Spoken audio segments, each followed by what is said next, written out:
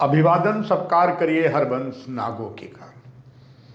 देश की एकता, प्रभुसत्ता, अखंडता को सुदृढ़ करने के लिए, भारत माता की सीमाओं की रक्षा करने के साथ साथ पूरे देश का स्वास्थ्य ठीक रहे, स्वास्थ्य मंत्रालय और भारत सरकार हमेशा अलर्ट रहती है। एक बार फिर एक थोड़ी सी खतरे की घंटी बजने लगी है HMPV केसेस में। तभी मीडिया इस पर पूरी नज़र रखे हुए है और इस संबंध में HMPV का ये दूसरा एपिसोड आपके लिए हम लेकर सामने आए हैं।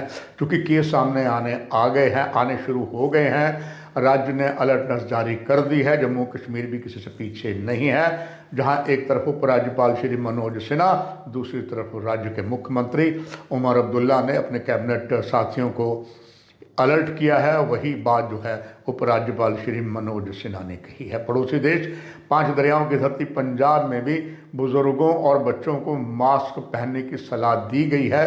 फिलहाल यहाँ मास्क की सलाह नहीं दी गई है, अलर्ट जारी कर दिया गया है। फिलहाल देश में 9 मामले आए हैं। इसमें गुजरात के अस्पतालों के आइसोलेशन वार्ड भी बना दिए गए हैं। हरियाणा में भी स्वास्थ्य विभाग ने HMPV केसेस पर निगरानी रखी हुई है। डॉक्टर कह रहे हैं पैनिक ना करें, घर में छोटे बच्चे हैं या दूसरे हैं, उन पर सावधानियां रखें। इस संबंध में अलग अलग डॉक्टरों ने कुछ राय जो है तभी मीडिया के माध्यम से आपको दी है।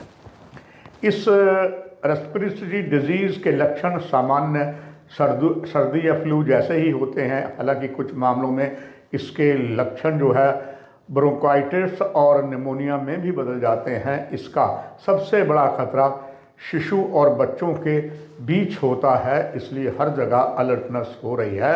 आपका भी कार्य यही बनता है, दायित्व बनता है, इस पर नज़र रखें। हालांकि बुज़ुर्गों और जिनकी कमज़ोर इम्यूनिटी होती है, यानी कि जिनकी पाचन शक्ति बहुत कमज़ोर होती है, उनको ये जल्दी चपेट में लेता है। इसके हम लोग गवाह भी हैं, जब पूरे देश में, विश्व में इस तरह की घातक बीमारी पहले फैली थी। नवजात शिशुओं को ज़्यादा जोखिम है। बच्चों में फ्लू जैसे लक्षण अगर आते हैं, डॉक्टरों ने आपने देखा है, उन्होंने कहा इग्नोर ना करें।